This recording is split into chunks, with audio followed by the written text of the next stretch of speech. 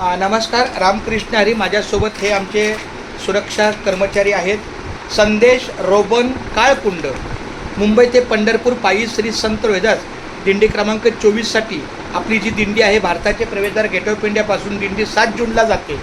हे या दिंडीचं 48वं वर्ष आहे. माझे वडील वैकुंठवासी गुरुवर्य पांडुरंग ज्ञानू कारंडे महाराज कराडकर यांनी सुरू केलेली ही दिंडी आज 48व्या वर्षात पदार्पण करत आहे. माझं भाग्य आहे की गेली 19 वर्ष मी या दिंडीच्या कार्याला संत सेवक या माध्यमातूनच काम करत आहे.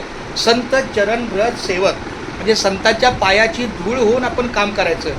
11 महिने नोकरी आणि 1 महिना आपला परमार्थ या उद्देशाने मी 7 जूनला दिंडी निघणार आहे.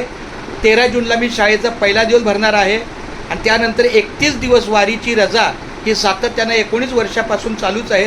त्या पद्धतीने आपल्या आजच्या या दिंडीला श्री संदेश रोबन काळकुंड राहणार वडाळा पूर्व यांच्याकडून फुलना फुलाची सेवा या माध्यमातून 111 रुपयांचं त्यांनी आपल्याला दिंडीला योगदान दिलेलं आहे. तर ही त्यांच्या दिंडीची पावती आणि जाहिरात. कुंडलिक वरद हरी विठ्ठल श्री ज्ञानदेव तुकाराम पंढरीनाथ भगवान की जय. माऊली ज्ञानेश्वर महाराज की जय. जगद्गुरु श्री संत तुकाराम महाराज की जय. संत शिरोमणी रोहिदास महाराज की जय.